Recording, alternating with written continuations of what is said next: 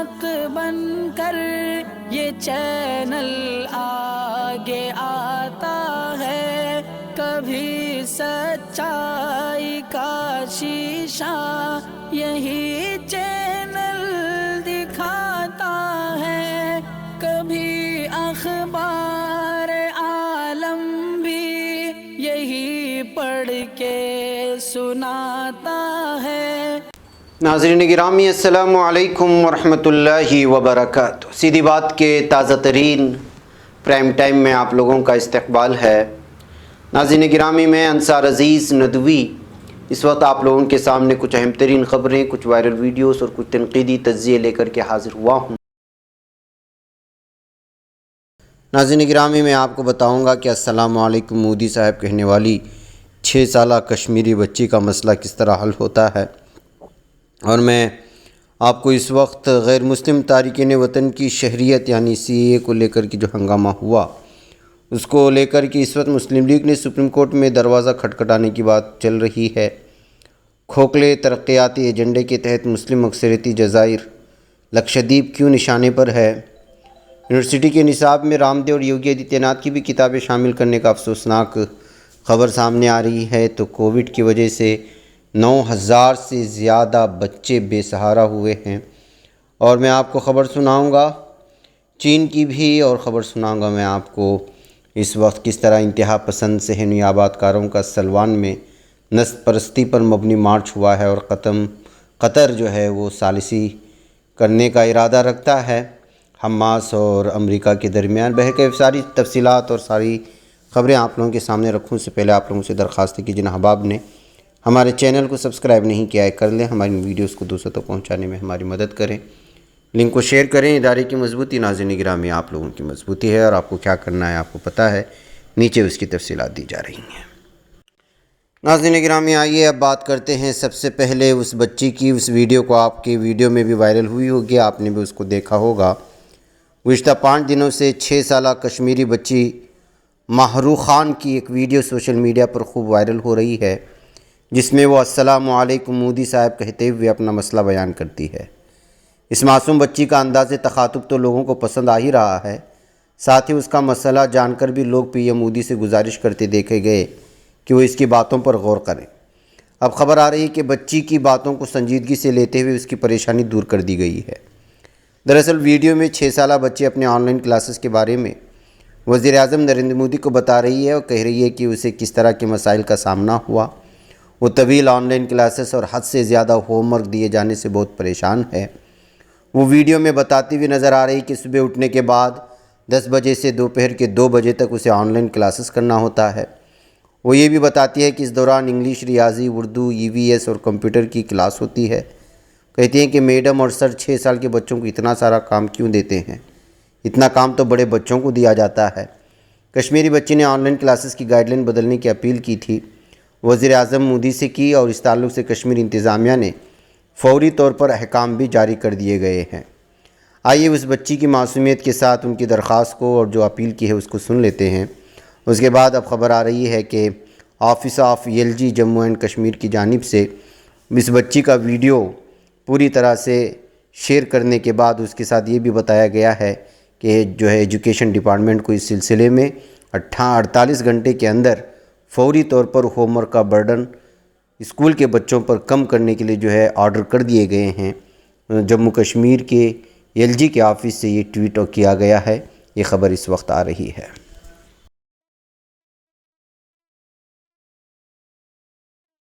مودی صاحب، میں ایک لڑکی بول رہی ہوں، میں 6 ایئرز اولڈ، میں آپ کو زوم کلاس کی بڑے اور چھوٹا بول سکتی ہوں۔ چھوٹے بچے جو ہوتے ہیں، جو 6 ایئرز اولڈ ہوتے ہیں، ان کو زیادہ کیوں رکھتے ہیں کام میڈم اور ٹیچر؟ نہیں، میڈم اور سر کیوں رکھتے ہیں؟ اتنا کام ہوتا ہے بڑوں بچوں کو۔ جب میں صبح اٹھتی ہوں 10 بجے، مجھے دو بجے تک ہوتی ہے کلاس۔ ایک ہوتی ہے انگلش، اس کے بعد میتھ، اس کے بعد اردو، اس کے بعد EVS، اس کے بعد कंप्यूटर। इतना ज़्यादा काम रखते हैं बड़ों बच्चों को जो थे 7, 6, 10। छोटे बच्चों को इतना काम क्यों रखते हैं मोदी साहब?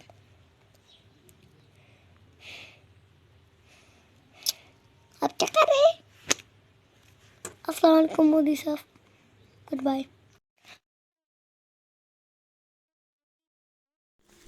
नाज़रीन गिरामी, आइए मैं अब आपको अगली ख़बर की जानिब ले चलूँ, और वो है कि किस तरह से इस वक्त मुस्लिम लीग ने सुप्रीम कोर्ट का दरवाज़ा खटखटाते हुए गैर मुस्लिम तारिकीन वतन की शहरियत पर मरकज़ की जानिब से जारी करदा जो नोटिस है उसको चैलेंज किया गया है।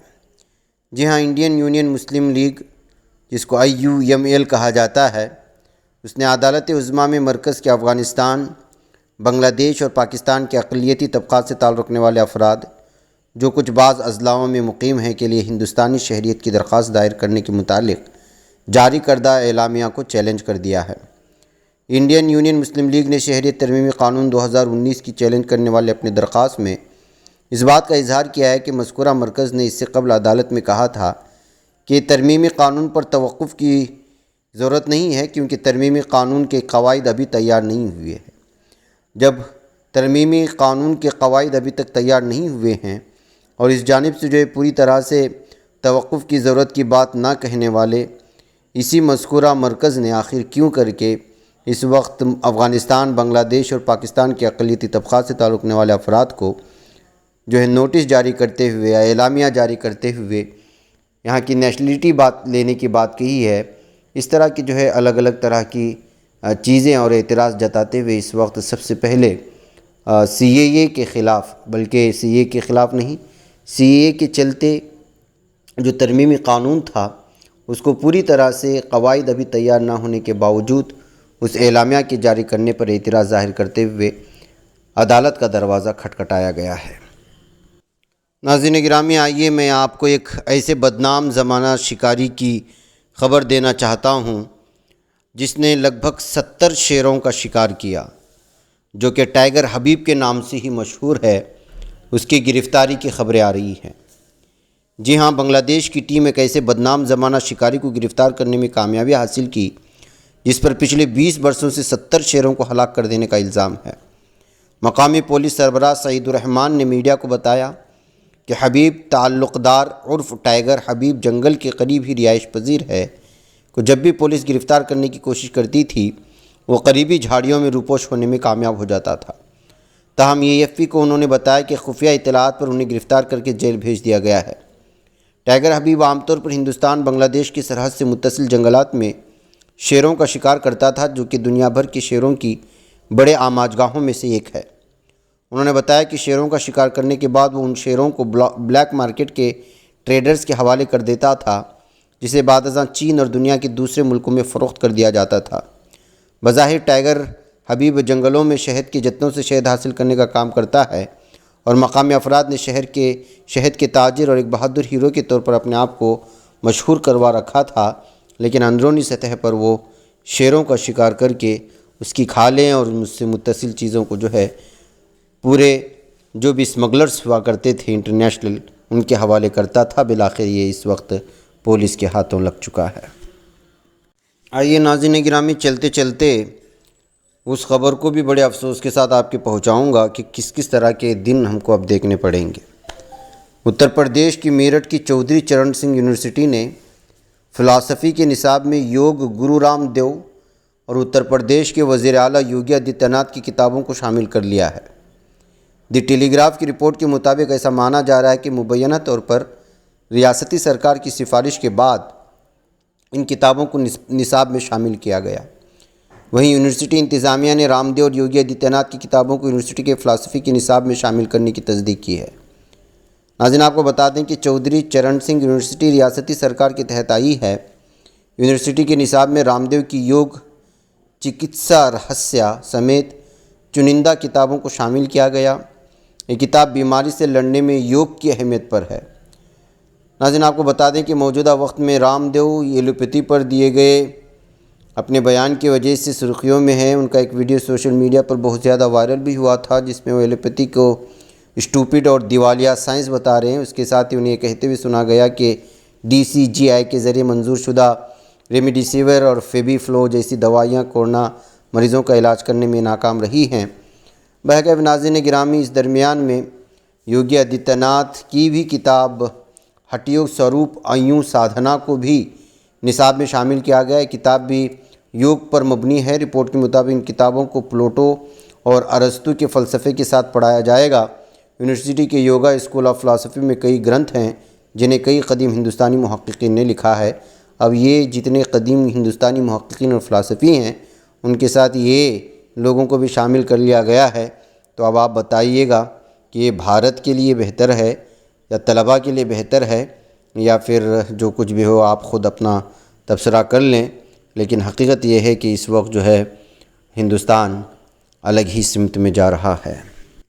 ناظرین گرامی، کورونا وائرس نے اور اس وبا نے دنیا میں جو تباہی مچائی وہ تو آپ لوگ جانتے ہی ہیں، لیکن اب جو national commission for protection of child rights NCPCR کی جو رپورٹ آئی ہے وہ آپ کو حیران اور پریشان کر دے گی۔ اس نے منگل کو سپریم کورٹ میں بتایا کہ 29 مئی تک صوبوں کی جانب سے فراہم کیے گئے اعداد و شمار کے مطابق 9346 ایسے بچے ہیں جو کورونا کی وجہ سے بے سہارا اور یتیم ہو گئے ہیں یا پھر اپنے والدین میں سے کسی ایک کو کھو دیا ہے۔ جسٹس LN راؤ اور جسٹس انیرودھ بوس کی بینچ کے سامنے پیش ایک الگ نوٹ میں مہاراشٹر سرکار نے کہا کہ 30 مئی تک صوبے کے مختلف علاقوں سے ملی جانکاری کے مطابق 4451 بچوں نے اپنے والدین میں سے ایک کو کھو دیا اور 141 ایسے بچے ہیں جن کے والدین کی موت ہو گئی، یعنی کہ دونوں کی موت ہو گئی۔ NCPCR نے وکیل سوروپما چترویدی کے ذریعے دائر حلف نامے میں کہا کہ ایسے سب سے زیادہ 2110 بچے اتر پردیش میں ہیں۔ اس کے ساتھ ہی بہار میں 1327، کیرلا میں 952 اور مدھیہ پردیش میں 712 بچے کورونا کی وجہ سے یتیم ہو گئے یا پھر والدین میں سے کسی ایک کو کھو دیا۔ انڈین ایکسپریس میں بھی یہ رپورٹ چھپی ہے۔ اس کے مطابق NCPCR نے سپریم کورٹ کو بتایا کہ مارچ 2020 سے کووڈ مہاماری کی وجہ سے کل 1742 بچے یتیم ہوئے، 140 کو ترک کر دیا گیا اور 7464 بچوں نے والدین میں سے کسی ایک کو کھو دیا ہے۔ سب سے زیادہ اتر پردیش میں اس میں یعنی کہ 2110 بچے مہاماری کی مار سے متاثر ہوئے، اس میں 270 بچے یتیم ہوئے، ان کے دونوں سرپرستوں کی موت ہوئی، 10 بچوں کو ان کے والدین نے چھوڑ دیا، 1830 بچوں کی ایک سرپرست کی موت ہوئی ہے۔ بہرکیف ناظرین گرامی، لمبی رپورٹ ہے لیکن آپ اندازہ لگائیں کہ جو ہے کورونا نے کتنی بڑی تعداد میں اس وقت بچوں کو یتیم کر دیا ہے۔ ناظرین گرامی، آئیے کچھ تصویریں دیکھتے ہیں اس وقت جو چین کے جنوبی مغرب میں 15 ہاتھیوں پر مشتمل غول کی ہے، جنہوں نے پہاڑی علاقے میں واقع قدرتی جنگل سے نکل کر 500 کلومیٹر کا فاصلہ طے کیا اور چلتے چلتے کونمنگ کے مرکزی شہر کے قریب پہنچ گیا۔ یہ واقعہ بدھ کے روز پیش آیا۔ حکام نے تیزی سے حرکت میں آ کر ہاتھیوں کو گنجان آباد علاقے میں جانے سے روک دیا، لیکن ان کے اس جھنڈ کی ویڈیو بہت زیادہ وائرل ہوئی۔ چینی جنگلی حیات کے حکام کے مطابق وہ نہیں جانتے کہ ہاتھیوں کی اس غول کے گزشتہ برس قدرتی جنگل سے کوچ کر جانے کی کیا وجہ ہے۔ چینی ذرائع ابلاغ میں ملک کی سڑکوں پر گھومتے ہاتھیوں کی ویڈیو نشر کی گئی ہے۔ حکام نے ہاتھیوں کی موجودگی میں سڑکوں پر ٹریفک کے آمد و رفت روک دیا اور رکاوٹیں رکھ دیں۔ اس دوران میں ہاتھیوں کو کونمنگ شہر اور گنجان آباد علاقوں سے دور رکھنے کے لیے غذا کا استعمال بھی کیا گیا۔ ہاتھیوں کا غول کونمنگ شہر سے 20 کلومیٹر کی دوری پر پہنچ گئے تھے۔ شہر کی آبادی 70 لاکھ ہے۔ ایشیائی ہاتھیوں کے امور کے ماہر چن مونگ گوئنگ نے زنہوا نیوز ایجنسی کو دیے گئے انٹرویو میں بتایا کہ چین کی تاریخ میں جنگلی ہاتھیوں کی جانب سے طے کیا جانے والا سب سے طویل فاصلہ ہے۔ شنوا ایجنسی کے مطابق 76 گاڑیوں میں سوار 360 افراد کی فورس اور 9 ڈرون طیاروں نے ہاتھیوں کی اس ریلی کی نگرانی کی۔ فورس کا کہنا ہے کہ ہاتھیوں کا غول ایشان قصبے کی سڑکوں پر 6 گھنٹوں تک گھومتا رہا۔ اس سے قبل مقامی آبادی کو گھروں سے چلے جانے کے لیے انتباہ جاری کر دیا گیا تھا۔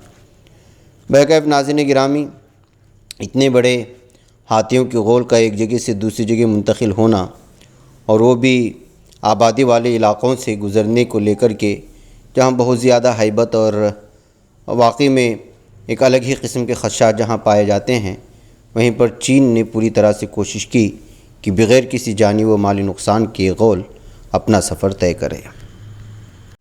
ناظرین گرامی، آئیے اب بات کرتے ہیں دہشت گرد یہودی آباد کاروں کی، صہیونی آباد کاروں کی، جنہوں نے منگل کی شام مقبوضہ بیت المقدس کے مشرق میں سلوان ضلع میں بطن الہوا کے علاقے کی جانب ہونے والے ایک اشتعال انگیز مارچ میں حصہ لیا، جہاں درجنوں فلسطینی خاندانوں کو اسرائیلی نسل پرستی کے منصوبے کا نشانہ بنایا جا رہا ہے۔ مقامی ذرائع کے مطابق صہیونی آباد کاروں نے فلسطینی علاقے مراغہ سے بطن الہوا کی جانب مارچ کیا۔ اس دوران انہوں نے مقامی رہائشیوں کی گاڑیوں کو روک لیا، جس کی وجہ سے ٹریفک میں افراتفری کا باعث بنی اور وہ گلیوں سے پولیس کے پہرے میں گزر رہے تھے۔ انتہا پسند صہیونی آباد کاروں نے نسل پرستی پر مبنی پلے کارڈ اٹھا رکھے تھے، جس میں فلسطینیوں کو زخمی مقبوضہ بیت المقدس کے علاقوں سے نکالنے کا مطالبہ کیا گیا تھا۔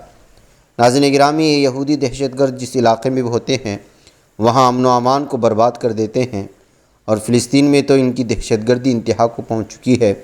ایسے حالات میں دیکھیے کہ ایک تو زبردستی جگہ پر قبضہ کر لیا اور اب خود فلسطینیوں کے خلاف الگ الگ طرح کے پلے کارڈز لے کر کے احتجاجی ریلیاں نکالتے ہیں اور نسل پرستانہ نعروں کے ساتھ جو ہے فلسطینی مسلمانوں کو تکلیف پہنچانے کی کوشش کرتے ہیں۔ ناظرین گرامی، آئیے اب بات کرتے ہیں قطر کی، جس نے ثالثی کی پیشکش کر دی ہے۔ جی ہاں، قطر کی وزارت خارجہ کی ترجمان لولو الخاطر نے کہا ہے کہ وہ اسلامی تحریک مزاحمت حماس اور امریکہ کے درمیان ثالثی کا کردار ادا کرنے کے لیے تیار ہے۔ روس کی اسپوٹنک نیوز ایجنسی کو دیے گئے ایک انٹرویو میں مسٹر الخاطر نے کہا کہ قطر کی میزبانی میں حماس اور امریکی عہدیداروں کے درمیان بات چیت کرانے کی کوشش کی جا سکتی ہے۔ جب بھی فریقین کے درمیان بات چیت کی ضرورت پڑی تو قطر ثالثی کا کردار ادا کرنے کے لیے تیار ہوگا۔ ان کا کہنا تھا کہ قطر عالمی و علاقائی امن و استحکام کی اہمیت کے پیش نظر امریکہ اور حماس کے درمیان ثالثی کرانے کے لیے تیار ہے۔ خیال رہے کہ امریکہ نے سن 2006 میں حماس کو دہشت گرد تنظیم قرار دیتے ہوئے امریکہ میں اس پر پابندی عائد کر دی تھی۔ انہوں نے کہا کہ مقبوضہ فلسطین میں جنگ بندی کے قیام میں مصر کے کردار کو سراہتے ہیں۔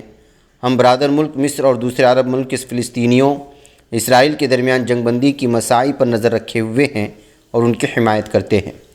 خیال رہے کہ فلسطین کے علاقے غزہ کی پٹی پر مئی میں 11 روز تک جاری رہنے والی لڑائی روکنے کے لیے مصر اور قطر کے درمیان تعاون بھی دیکھا گیا ہے۔ مصر اور قطر ایک دوسرے کے ساتھ تعاون کرتے ہوئے غزہ کی تعمیر نو اور فلسطینیوں کی صفوں میں اتحاد کے لیے کوشش کر رہے ہیں۔ بکیف ناظرین گرامی، اس وقت قطر بہترین انداز میں عرب ممالک کو ایک جٹ کرنے کی کوشش کر رہا ہے، جس کی واقعی میں سراہنا ہونی چاہیے۔ بہرکیف ناظرین گرامی، یہ تھی کچھ اہم ترین خبریں جو آپ لوگوں کے سامنے رکھ دی گئیں۔ مجھے یہاں پر اجازت دیں، انشاءاللہ تعالیٰ پھر ملاقات ہوگی کچھ اہم ترین خبروں کے ساتھ۔ آپ خود بھی دیکھیں، لوگوں تک پہنچانے کی کوشش کریں، لنک کو شیئر کریں۔ ادارے کی مضبوطی ناظرین گرامی آپ لوگوں کی مضبوطی ہے۔ السلام علیکم ورحمۃ اللہ وبرکاتہ۔ خبر پڑھنے کا تم نے بھی عجب انداز پایا ہے، رواداری کے جذبے نے بھی تم پہ ناز پایا ہے، اسی راہ میں محبت کا حسین اعزاز پایا ہے، تمہیں ہر انجمن میں ہم نے تو ممتاز پایا ہے، تمہیں سے ہے ترقی پر عزیز انصار، سیدھی بات عظیمت جرأت و ہمت کا ہے اظہار، سیدھی بات عظیمت جرأت و ہمت کا ہے اظہار، سیدھی بات۔